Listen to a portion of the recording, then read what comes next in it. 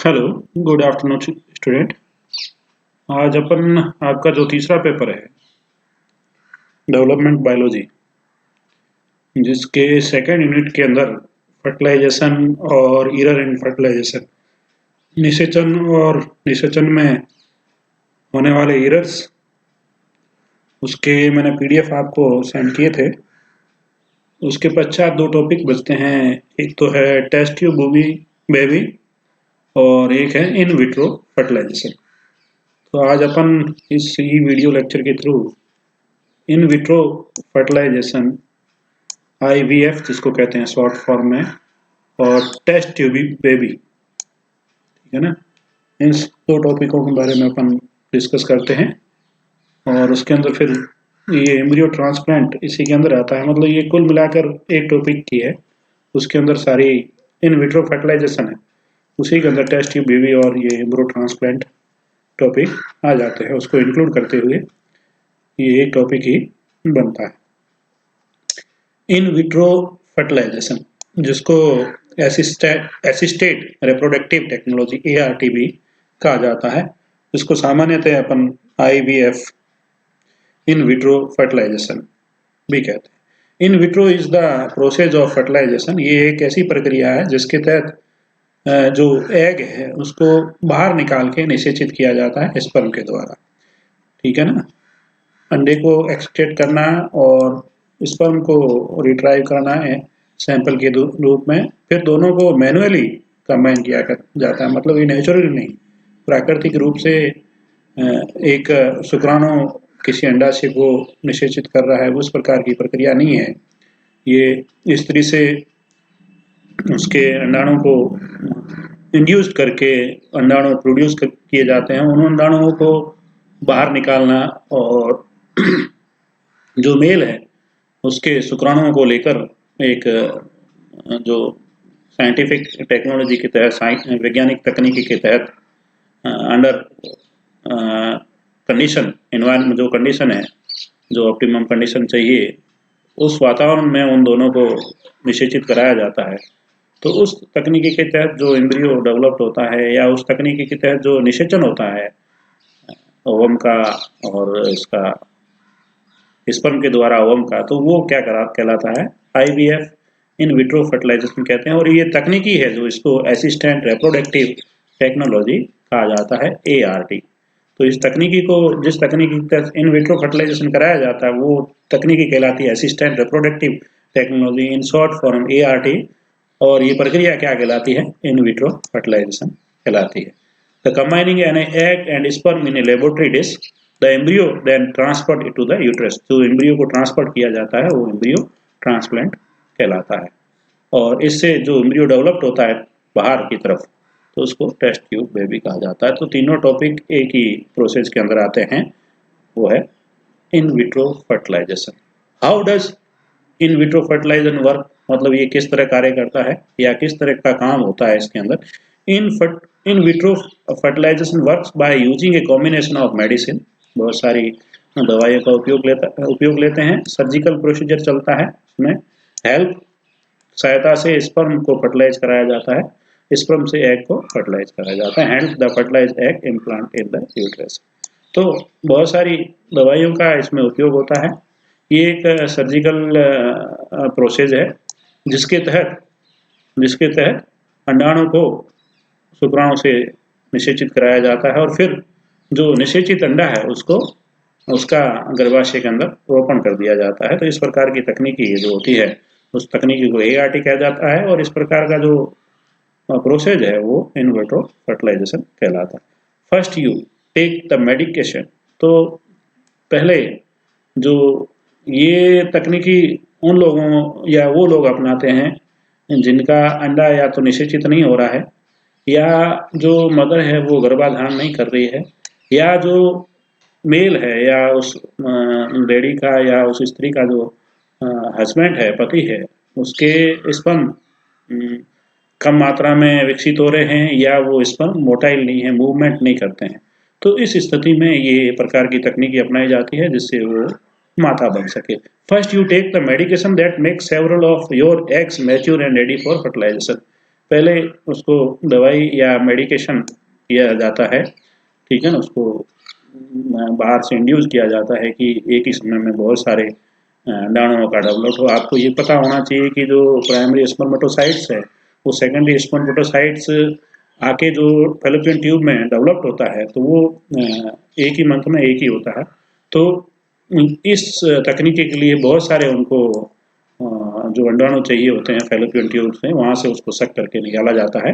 तो वहाँ पर बहुत सारे अंडाणु चाहिए, तो उसको रेडी किया जाता है कि वो डेवलप्ड और मैच्योर एग और उसको फैलोपियन ट्यूब से निकाल कर उसको निषेचित कराया जाए। Then the doctor takes the egg out of your body and mixes them with the sperm in lab. तो फिर डॉक्टर्स क्या करते हैं, वो बहुत सारे जो एग है जो डेवलप्ड हुए फैलोपियन ट्यूब में, तो उनको जो सेकेंडरी oocytes होते हैं उनको डॉक्टर बाहर निकालते हैं और फिर उसको लैब प्रयोगशाला की जो कंडीशंस होती है उस कंडीशन में स्पर्म के द्वारा उसको निषेचित किया जाता है to help the sperm to fertilize the eggs. तो स्पर्म की सहायता से उस एग को निषेचित किया जाता है। Then they put one or more fertilized egg embryos directly into the uterus of desired female। तो उसके पश्चात एक से अधिक, क्योंकि एक समय पर या एक महीने में अपन कहें नॉर्मली जो 28 डेज होते हैं उसके अंदर एक ही ओवम जो है विकसित होता है। तो यहाँ पर क्या है, दवाइयों के तहत हार्मोनल उसको इंड्यूस करके एक ही समय में बहुत सारे एग वहाँ से एक्सट्रैक्ट किए जाते हैं फीमेल के फैलोपियन ट्यूब से। उनको एक से अधिक अंडों को निषेचित कराया जाता है और एक से अधिक अंडों को ही रोपण कर दिया जाता है उसके गर्भाशय में। The pregnancy happens if any of the embryo implant the lining of the uterus. और प्रेगनेंसी जो गर्भधारण की प्रक्रिया वो तब निश्चित होगी कि जितने भी जो निषेचित एग है उनको इम्प्लांट किया है यूट्रस के अंदर या अपन कहें जिनको गर्भा के अंदर रोपण किया है उसमें से कोई भी एक भी जो जाइगोट है, ठीक है ना, जो विदलन 8 स्टेज सेल के डेवलपमेंट के पश्चात उसका रोपण किया जाता है, वो गर्भाशय की लाइनिंग के अंदर एंकोरेज हो गया हो, मतलब उसके साथ चिपक गया हो, तो उसके तय आने के पश्चात वो फिर नॉर्मल जो स्थिति है उसके अनुसार वो विकसित होता है। तो एक से ज़्यादा इसलिए डाले जाते हैं कि भाई सक्सेसिव रेट क्या है उसके आधार पर। In vitro fertilization has many steps. तो इन विट्रो फर्टिलाइजेशन की जो तकनीकी है उसमें बहुत सारे स्टेप्स आते हैं and it takes several months. तो इसको संपन्न होने के लिए बहुत महीनों लग जाते हैं। The whole process in sometimes works on the first try. तो कभी कभार बॉडी के डिपेंड उस माता के शरीर के ऊपर निर्भर करता है कि उसका जो गर्भाशय है वो एक ही बार में जो भ्रूण उसके क्या कहते हैं जो एम्ब्रियो उसके अंदर इम्प्लांट किया है वो एक ही बार में एंकोरेज हो जाता है यूट्रस में, और कभी कभार नहीं हो पाता है तो उसमें बहुत सारा समय लग जाता है। तो it's sometimes work on the first try. पहली बार ही कोशिश में वो एम्ब्रियो इम्प्लांट हो जाता है, नहीं तो फिर बहुत सारा समय लग जाता है। But many peoples need more than one round. बहुत सारे लोगों में एक से ज़्यादा राउंड लग जाते हैं in vitro fertilization to get pregnant. In vitro fertilization तकनीक के तहत उनको गर्भधारण करने में। In vitro fertilization definitely increase your chances of pregnancy. हाँ, ये है कि वो चांसेस आपके गर्भाधारण के बढ़ा देती है। If you are having fertility problem, यदि उस स्त्री को गर्भाधारण की कोई समस्या है, but there is no guarantee, लेकिन किसी प्रकार की गारंटी नहीं है कि एवरीवन्स बॉडी हैज डिफरेंट, क्योंकि हर एक जो शरीर है स्त्री का वो शरीर अलग अलग होता है, उसके हिसाब से ही वो बॉडी उस चीज़ को एक्सेप्ट करती है। In but not work for everyone. तो जरूरी नहीं है कि यही हर एक के लिए ये तकनीकी कार्य सिद्ध हो, और हो सकता है सफलता मिले। हर एक जो औरत चाहती है कि वो इस तरह से गर्भाधारण कर सके, तो ये जरूरी नहीं है कि हर एक लेडी को इस तकनीकी सफलता मिले, इस तकनीकी के तहत वो गर्भधारण कर सके। Why is in vitro fertilization used? In vitro fertilization का उपयोग क्यों किया जाता है? तो इन विट्रो मतलब एक होता है इन विवो, एक होता है इन विट्रो। इन विट्रो मतलब आउटसाइड जो निषेचित किया जाता है, इन विवो मतलब अंदर की तरफ, ठीक है ना, इनसाइड द नेचुरल कंडीशन, तो वो होता है in vivo. In vitro outside the uterus, मतलब अपन कहें जहाँ निषेचन बाहर हो रहा है तो वो उसको कह रहा, इसलिए उसको नाम दिया है in vitro fertilization can be use treat fertility in the following patient. तो इस प्रकार के जो पेशेंट होते हैं उनके अंदर इस प्रकार की जो निषेचन की या जो गर्भधारण की तकनीक है उसका उपयोग किया जाता है। Block or damaged fallopian tube, यदि किसी औरत के अंदर जो उसकी फैलोपियन ट्यूब है वो ब्लॉक्ड हो गई है या डैमेज्ड हो गई है, जिस वजह से जो स्पर्म में वहां तक पहुंच नहीं पा रहे हैं, और या फिर जो एग है वो यूट्रस में नहीं आ रहा, तो उस स्त्री के लिए इस प्रकार की जो प्रोसेस है इन विट्रो फर्टिलाइजेशन अपनाया जा सकता है। या फिर मेल फैक्टर इनफर्टिलिटी, या फिर पुरुष में इनफर्टिलिटी हो इंक्लूडिंग डिक्रीज स्पर्म काउंट, उनके अंदर स्पर्म की संख्या कम हो गई हो और स्पर्म मूव नहीं करता हो, ये भी हो सकता है। वुमेन विथ ओवुलेशन डिसऑर्डर, उसके अंदर ओवुलेशन नहीं हो पा रहा वुमेन के अंदर, मतलब जो ग्रेफिन फॉलिकल्स के अंदर जो सेकेंडरी स्पर्म क्या कहते हैं बन गया है, स्पर्मेटोसाइट्स डेवलप हो गया हो, रैप्चर्ड होके बाहर नहीं आ रहा, तो उस स्थिति में हो सकता है। प्री मैच्योर ओवरियन फेल्यूर, पूर्व में ही ओवरियन का फेल्यूर हो जाना। यूट्राइन फिब्रोइड्स, ये डिसीज है, यूट्राइन के अंदर फिब्रोइड्स इस प्रकार के डिजीज हो जाता है जिस वजह से women who have had there fallopian tubes remove, यदि या उसके अंदर फैलोपियन ट्यूब है उसको हटा दिया गया हो। इंडिविजुअल विथ जेनेटिक डिसऑर्डर, हो सकता है किसी पर के अंदर किसी प्रकार का आनुवंशिक डिसऑर्डर हो। अनएक्सप्लेन्ड अनफर्टिलिटी, ठीक है ना, गर्भाधारण नहीं कर सकती हो, तो इन कारणों से इन विट्रो फर्टिलाइजेशन तकनीक की क्या उपयोग किया जाता है। What is the in vitro fertilization process, ovulation induction. तो इस प्रोसेस में क्या क्या किया जाता है, तो सबसे पहले ओव्यूलेशन को इंड्यूस किया जाता है, उत्प्रेरित किया जाता है कि जो एग है, ओवम है, जो ग्रेफिन फॉलिकल्स के अंदर डेवलप्ड हो रहा है वो बाहर आ जाए, उसका ओव्यूलेशन हो जाए। The first step in vitro fertilization is taking fertility medication for a several months to help your ovaries to produce a several eggs that are mature and ready for the fertilization।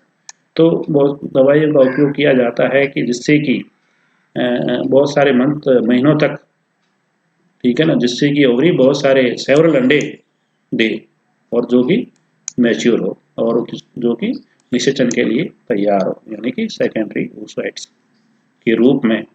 This is a card ovulation induction, तो इसको क्या कहते हैं, ovulation उत्प्रेरण कहा जाता है। Induction मतलब उत्प्रेरित करना है उसको। You may gate regular ultrasound, तो इस समय रेगुलर जो लेडीज है जिसको इन विट्रो फर्टिलाइजेशन तकनीकी की आवश्यकता है, तो वो अंडर अल्ट्रासाउंड और ब्लड टेस्ट चलता है, उसमें उसके हार्मोन्स को मेजर्स किया जाता है कि लेवल क्या है, अप एंड डाउन का लेवल है, ब्लड टेस्ट देखा जाता है, अल्ट्रासाउंड से ओवुलेशन की गतिविधि को इसको देखा जाता है। Level and keep your egg production to track your egg production, तो एग का प्रोडक्शन हो रहा नहीं है उसको चेक किया जाता है। दूसरा है एग रिट्रीवल, मतलब एग को वंस योर ओवरीज है प्रोड्यूस्ड, एग रिट्रीवल मतलब एग को निकालना, और वंस योर ओवरीज, जो ओवरीज है स्त्री की, वो अंडे ओवरीज एग प्रोड्यूस करने लगी है, मैच्योर एग बन रहे हैं, your doctor removes the egg from your body, तो डॉक्टर्स जो कि स्पेशलिस्ट होते हैं इन विट्रो फर्टिलाइजेशन के, वो आपके जो एग है उसको वहाँ से बाहर निकालते हैं, तो उसको कहते हैं this is egg, this technology या this process is known as egg retrieval. Egg retrieval is a minor surgical procedure that is done at your doctor's office or at a fertility clinic। जो इस प्रकार की गतिविधि जिन अस्पतालों में चलती है, तो वहाँ के जो स्पेशलिस्ट डॉक्टर होते हैं उनके द्वारा ये प्रक्रिया को संपन्न किया जाता है या संपादित किया जाता है। इस डायग्राम के तहत आप समझ सकते हैं इन विट्रो फर्टिलाइजेशन की तकनीकी है।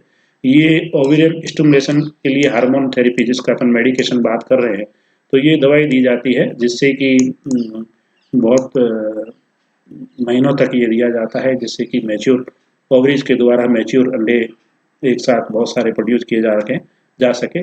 उसके बाद ये है एग रिट्रीवल टेक्नोलॉजी, ठीक है ना, इस ट्यूब के तहत फैलोपियन ट्यूब से, ठीक है, एग्स स्पेशलिस्ट डॉक्टर के द्वारा एग को बाहर निकाला जाता है। फिर जो मेल होता है जिससे स्पर्म है, तो उसको स्पर्म को निकाल कर उसको एक टेस्ट ट्यूब या फिर एक पेट्री डिश जो साइंटिफिक यूटेंसिल्स होता है इन विट्रो फर्टिलाइजेशन के लिए, उसके अंदर एग को निषेचित कराया जाता है। यदि एग निषेचित नहीं हो रहा हो तो इसको क्या कहते हैं, इन साइटो मतलब साइटोप्लाज्म के अंदर स्पर्म को इंजेक्ट किया जाता है। साइटोप्लाज्मिक स्पर्म इंजेक्शन जिसको बोलते हैं इन विट्रो, ठीक है ना। साइटोप्लाज्मिक स्पर्म इंजेक्शन जो तकनीकी है, यदि स्पर्म उसके अंदर प्रवेश करने की क्षमता नहीं है शुक्राणु की, या स्पर्म मूव करके ओवम के पास नहीं जा रहा है, तो इंजेक्शन के द्वारा उस स्पर्म को शुक्राणु को ओवम के अंदर पहुंचाया जाता है। इस तकनीकों को ICSI कहते हैं। इस तकनीकी का नाम आएगा intra cytoplasmic sperm injection. Intra मतलब अंदर, साइटोप्लाज्मिक मतलब उसके कोशिका द्रव्य में स्पर्म को प्रवेश कराना, इंजेक्ट करना, ठीक है ना। इंट्रा साइटोप्लाज्मिक स्पर्म इंजेक्शन कहा जाता है, ठीक है ना। उसके पश्चात ये जैसे ही ओवम है वो निषेचित हो जाता है, तो उसके पश्चात इसके 8 सेल के डेवलप तक, 8 सेल के क्लीवेज, विदलन मतलब विदलन होने तक, ये जब एम्ब्रियो 8 सेल्ड हो जाता है तो इसको कैनुला के द्वारा इसको यूट्रस के अंदर इंजेक्ट कर दिया जाता है। तो ये एक नहीं, यहाँ एक से अधिक जो निषेचित अंडे होते हैं उनको अंदर के इसके यूट्रस में प्रवेश कराया जाता है, एम्ब्रियो को ट्रांसफर कराया जाता है, जिसको एम्ब्रियो ट्रांसप्लांट बोलते हैं। जो ये ट्यूब देख रहे हैं ये कैथेटर है, इसको कैथेटर कहा जाता है, जिसकी सहायता से ओवम को बाहर निकाला जाता है फैलोपियन ट्यूब से। और ये ICSI है, इंट्रा साइटोप्लाज्मिक स्पर्म इंजेक्शन। यदि स्पर्म के अंदर मोटिलिटी नहीं है या स्पर्म के अंदर ये क्षमता नहीं है कि वो ओवम के अंदर, ओवम को पेनिट्रेट करके उसके अंदर प्रवेश कर रहा है, तो ओवम के कोशिका द्रव्य के अंदर स्पर्म को पहुंचाने के लिए इस तकनीक का उपयोग किया जाता है, जिसको बोलते हैं intra cytoplasmic sperm injection ICSI।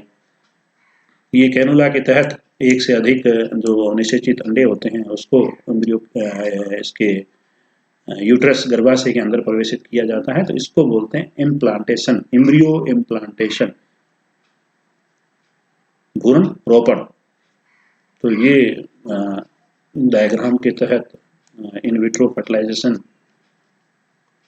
तकनीकी को समझाया गया है। इसको टेक्नोलॉजी है, उसको ART भी कहा जाता है, असिस्टेंट रिप्रोडक्टिव टेक्नोलॉजी। तो ये वैज्ञानिक जो तकनीकी है इसको ART असिस्टेंट रिप्रोडक्टिव टेक्नोलॉजी कहा जाता है। और ये प्रक्रिया है, ये इन विट्रो जो निषेचन की जो प्रक्रिया है उसको इन विट्रो फर्टिलाइजेशन कहते हैं। मतलब इसको बाहर, मतलब जो रिप्रोडक्टिव सिस्टम है उससे बाहर ओवम को निषेचित कराया जा रहा है। You will get medicine to help you be relaxed and comfortable during the procedure. तो इस प्रक्रिया के समय आपको का शरीर रिलैक्स रहे, किसी प्रकार की कोई प्रॉब्लम नहीं हो, तो दवाइयों का उपयोग किया जाता है। यूजिंग एन अल्ट्रासाउंड, अल्ट्रासाउंड की देख रेख में आपकी बॉडी रहती है। Doctor puts a thin hollow tube through the, तो इस समय देखा जाता है कि उस समय डॉक्टर क्या करते हैं कि एक पतली tube, hollow tube through the vagina into the ovary and follicles that hold eggs, ठीक है ना, जो अंडों पे एग को होल्ड करती है। The needle is connected to a suction device that gently push the eggs out of the each follicles. तो जो ग्राफियन फॉलिक्यूल्स है जिसको मेडिसिन या हार्मोन्स देकर इंड्यूस कराया गया है कि वो ओवम को प्रोड्यूस करे, तो वहाँ से सक करके अंडों को निकालने के लिए ये तकनीकी अपनाई जाती है। अल्ट्रासाउंड के नीचे आपको देख में रखा जाता है और डॉक्टर्स वेजिना के थ्रू एक थिन लाइक होलो ट्यूब जो इंटर कराते हैं, वो क्या करते हैं, ग्राफिन फॉलिक्यूल्स के अंडों को पकड़ के सक करके बाहर निकालते हैं। उसके बाद स्पर्म रिट्राइवल, मतलब स्पर्म को जो मेल है उसको स्पर्म देने के लिए कहा जाता है, जो कि एग्स के कंबाइनिंग के लिए या एग को निषेचित करने के लिए काम आते हैं। इंसेमिनेशन मतलब सीमन को एग के साथ मिक्स करना, इंसेमिनेशन कहते हैं। सीमन कंटेन, सीमन जिसके अंदर स्पर्म होते हैं, ठीक है ना। तो इंसेमिनेशन मतलब सीमन को मिला देना। तो semen containing sperm are mixed with eggs, together and storage in a laboratory dish to increase fertilization. तो सीमन को जिसके अंदर शुक्राणु होते हैं उसको अंडों के अंदर मिक्स कर दिया जाता है, जिससे ये तय होता है कि वो उसको निश्चित कर सके। In some cases where there is a lower probability of fertilization, कहीं जगहों पर ये देखा जाता है या कुछ केसेज ऐसे होते हैं जहाँ के निश्चित नहीं कर पाते हैं या उसकी संभावना कम होती है। ये किस वजह से हो सकती है कि स्पर्म है जो मूव नहीं कर रहे हैं, उनके अंदर स्विम कैपेसिटी है वो खत्म हो गई है। तो क्या किया जाता है, एक तकनीक अपनाई जाती है जिसको बोलते हैं ICSI, intra cytoplasmic sperm induction. मतलब ओवम के जो अंडाणु होता है उसके कोशिका द्रव्य के अंदर अंडों क्या कहते हैं उसके कोशिका द्रव्य के अंदर शुक्राणुओं को पहुंचाना इंजेक्शन की सहायता से, तो इसको बोलते हैं इंट्रा साइटोप्लाज्मिक स्पर्म इंजेक्शन। तो ये तकनीकी उस समय यूज की जाती है जब स्पर्म मूव नहीं कर पाते हैं या स्पर्म अंडाणु को पेनिट्रेट नहीं कर पाते हैं। Embryo development. The eggs are monitored to confirm that the fertilization and cell division are taking place. उसके बाद ये पता लगाया जाता है कि निषेचन के पश्चात वो निषेचित हो गया है या नहीं हुआ है, उसके पश्चात उसके अंदर कोशिका विभाजन हो रहा है या नहीं हो रहा है। वंस दे अकर्स, यानी कि एक बार यदि उसके अंदर कोशिका विभाजन शुरू हो गया है और वो फर्टिलाइज हो गया है, the eggs are considered to be a embryo, तो वो बाद में भ्रूण बन जाता है। और उसके 8 सेल जो होता है उसको the embryo transferred. The embryo are usually transferred into a woman uterus there to 5 days following egg retrieval and fertilization. 3 to 5 days, मतलब यूट्रस के अंदर ट्रांसफर किया जाता है, ठीक है ना, 3 से 5 दिन के पश्चात जब एग को वहां से रिट्राइव करा दिया गया हो और एग को निषेचित करा गया हो। एक कैथेटर, एक स्मॉल ट्यूब होती है, is inserted in the uterus to transfer the embryo. एक कैथेटर और एक स्मॉल ट्यूब जिसको यहाँ कैनुला कहा गया है, ठीक है ना, ये सकिंग ट्यूब भी कहते हैं, कैथेटर भी कहते हैं, दोनों जगह ये कैनुला काम में लिया जाता है, जिसके तहत जो यूट्रस है, भ्रूण क्या कहते हैं, गर्भाशय, उसके अंदर जो 8 सेल एम्ब्रियो है जायगोट के पश्चात, विदलन के पश्चात, तो उसको दिस प्रोसीजर इज पेनलेस, किसी प्रकार का कोई ऐसा दर्द नहीं होता है मोस्ट वुमेन, ज़्यादातर औरतों के अंदर। ऑल्दो सम में एक्सपीरियंस माइल्ड क्रैम्पिंग, तो कुछ एक औरतों के अंदर कुछ प्रकार की क्रैम्पिंग देखी जाती है। If the procedure is successful, यदि ये सफलता पूर्वक संपन्न हो जाता है, implantation typically occurs around 6 to 10, और सक्सेसफुल होने पर ये सक्सेसफुल इसको तब माना जाता है जब एम्ब्रियो जो एंकोरेज हो गया हो, इम्प्लांटेशन मतलब उसका रोपण हो गया हो, इसके अंदर गर्भाशय के अंदर वो एंकोरेज हो गया है, days following the egg retrieval 6 to 10 days. तो ये करीब करीब 6 से 10 दिन लगते हैं जब फीमेल से एग को निकालने के पश्चात, निषेचन की प्रक्रिया पूर्ण करने के पश्चात, निषेचन प्रक्रिया लगाकर इसको एंकोरेज होने में करीब करीब 6 से 10 दिन लगते हैं। एग को रिट्राइव करने के पश्चात, मतलब आपने अंडे को औरत से निकाल दिया है, उसके बाद इम्प्लांटेशन तक जो समय है वो 6 से 10 दिन का लगता है। The baby born through this technology, और जो बच्चा है इस तकनीकी से विकसित होता है, वो बच्चा क्या कहलाता है, वो टेस्ट ट्यूब बेबी कहलाता है, क्योंकि इसका निषेचन आउटसाइड बॉडी हुआ है लेकिन डेवलपमेंट स्त्री के जो एम्ब्रियो का डेवलपमेंट है वो के शरीर के अंदर हो रहा है। Thank you. ये टॉपिक था आपके in vitro fertilization, test tube baby और एम्ब्रियो इम्प्लांटेशन। ठीक है, समझ में नहीं आया तो मैं कोशिश करूंगा दूसरे ई लेक्चर के थ्रू आपको हिंदी में समझाने की। Thank you.